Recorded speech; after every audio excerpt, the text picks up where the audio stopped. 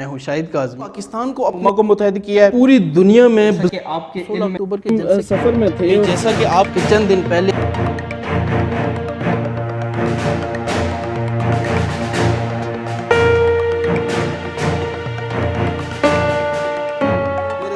سننے والوں کو السلام علیکم ناظرین، اس ویڈیو بلاگ کے ساتھ میں ہوں شاہد کاظمی۔ جیسا کہ آپ کے علم میں ہے کہ کمانڈ اینڈ کنٹرول سینٹر کی طرف سے بھی یہ اطلاعات آ رہی ہیں کہ پاکستان میں اس وقت کرونا کے مریضوں کی تعداد نہ صرف بڑھنا شروع ہو چکی ہے بلکہ اس حوالے سے پریشان کن نقطہ یہ ہے کہ شرح اموات میں بھی ہر گزرتے دن کے ساتھ اضافہ دیکھنے میں آ رہا ہے۔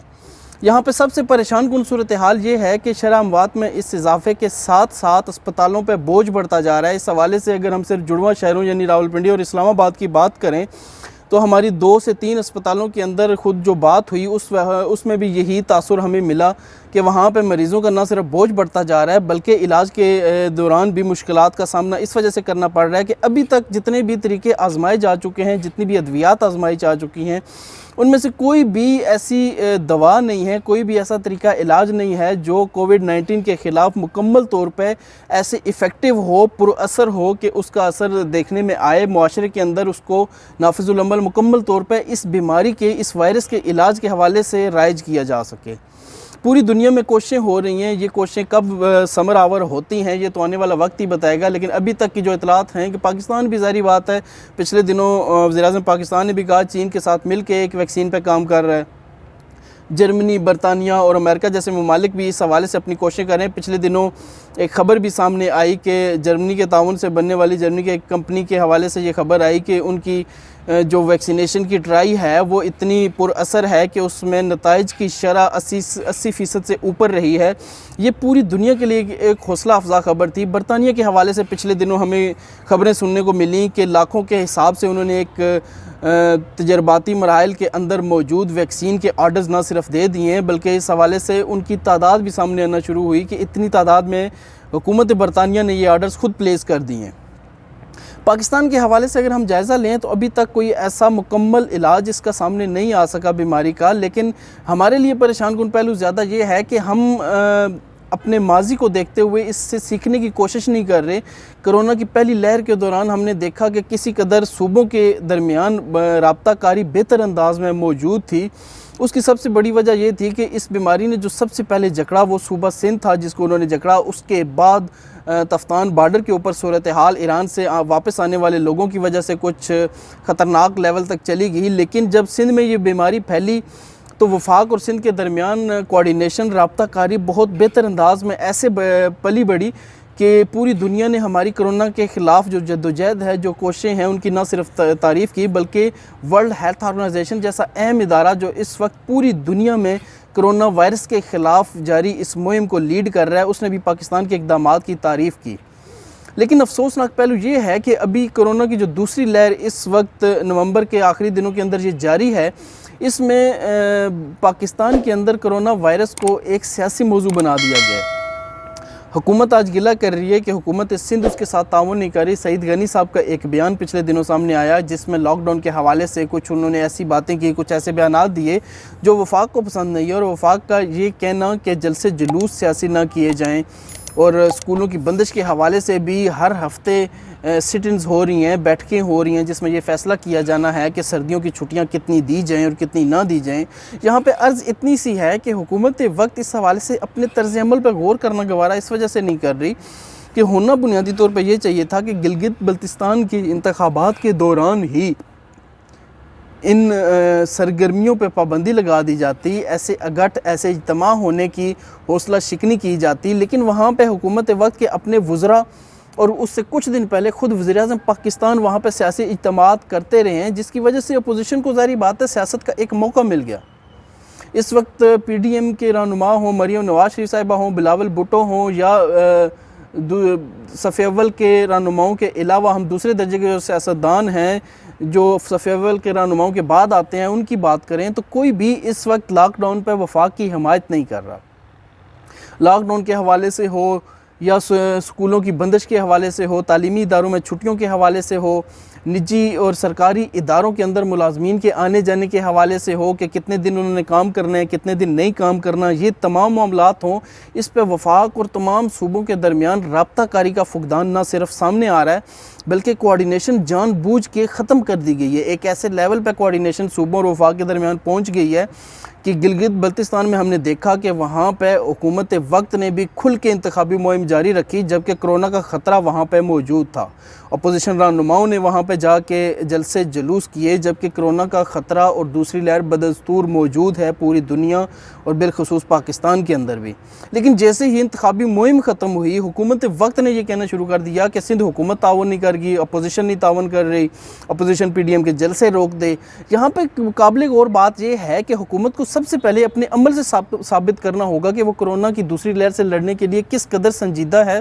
اور وہ ان تمام معاملات کو کس قدر سنجیدگی سے لے رہے ہیں۔ اسکولوں کی بندش کے حوالے سے جہاں پہ بات چل رہی ہے، وہاں پہ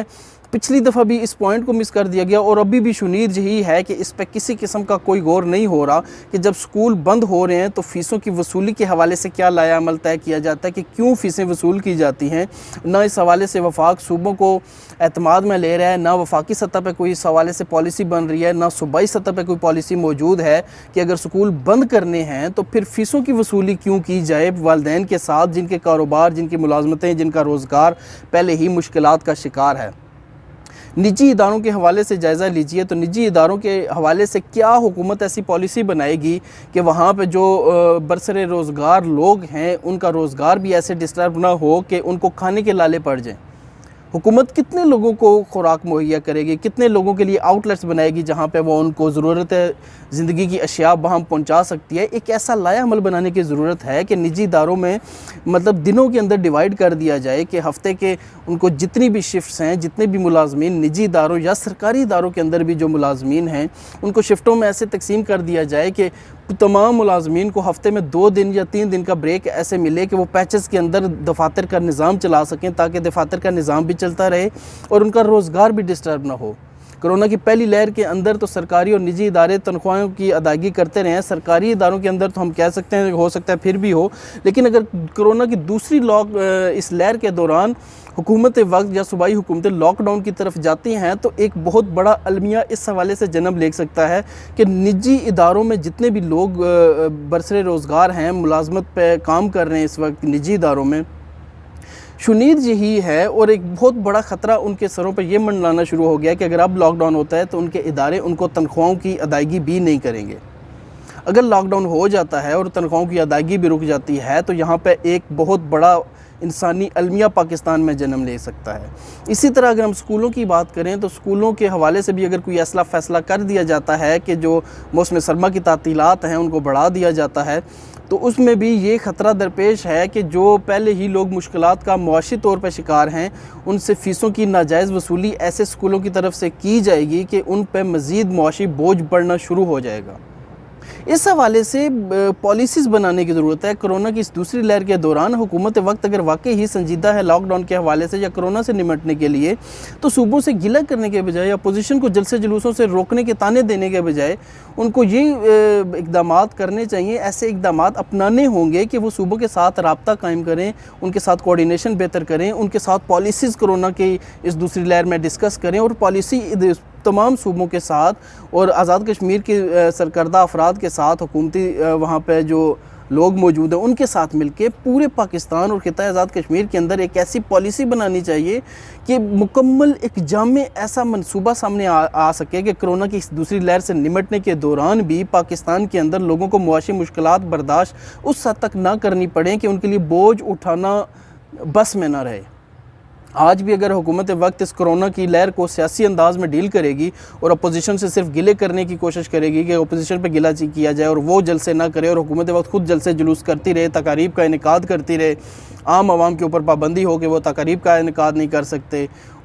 شادی ہالز بند اسی وجہ سے کرنے کی شنید یہی ہے کہ شادی ہالز انڈور تقریبات بند کی جا رہی ہیں۔ جب انڈور تقریبات بند کی جا رہی ہیں تو انڈور انڈسٹری سے وابستہ ایسے کئی افراد ہیں جن کے گھروں کا چولہا جلتا ہے، تو ان لوگوں کے تحفظ کے لیے کیا کیا جائے گا یہ سوچنا ظاہری بات ہے وفاقی حکومت کا کام ہے اور اس پالیسی کو امپلیمنٹ کروانا صوبوں کا کام ہے، لیکن ایسی پالیسیز ترتیب پائیں گی صرف وفاق اور صوبوں کی بہتر کوارڈینیشن کی وجہ سے۔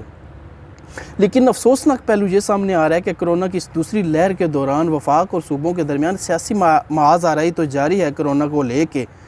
لیکن حقیقی معنوں میں عملاً جو کورونا کی پہلی لہر کے دوران پاکستان میں تمام صوبوں کے اندر اور وفاق کی تمام اکائیوں کے دوران جو کوارڈینیشن دیکھنے میں آئی تھی وہ اس وقت دیکھنے میں نہیں آ رہی، اور یہ پاکستان کے اندر ایک بہت بڑے انسانی المیے کو یہ صورتحال جنم دے سکتی ہے۔ جیسے آج بھی خبریں سامنے آئیں کہ جلسے جلوسوں کے اندر ہر 6 میں سے 5 افراد اس بیماری سے متاثر ہو سکتے ہیں،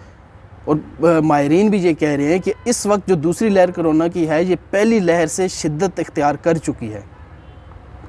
اس حوالے سے ضرورت اس امر کی ہے کہ وفاق صوبوں کے ساتھ ایک مل بیٹھے، کوارڈینیشن اس لیول پہ لے جائیں کہ وہاں پہ پالیسی مل جل کے ایسی بنائیں کہ جو پاکستان کے عوام کے لیے بہتر ہو، بجائے اس کے کہ پاکستان میں ایک سیاسی المیہ جنم لے لے، معاشی طور پہ بھی ایک انسانی المیہ جنم لے لے، معاشرتی طور پہ ہمارا معاشرہ تنزلی کی طرف ایسے سفر اختیار کرنا شروع ہو جائے کہ جو معاشرے نے ترقی پچھلے 60-70 سالوں کے اندر کی ہے وہ چند دنوں چند مہینوں کے اندر واپس پتھر کے دور کی طرح واپس چلی جائے۔ اگر آپ کو میرا یہ ویڈیو بلاگ اچھا لگے اس کو پسند کیجئے، اس پر رائے دیجئے، اسے شیئر کیجئے گا، چینل سبسکرائب کرنا ہرگز نہ بھولیے گا۔ اللہ حافظ۔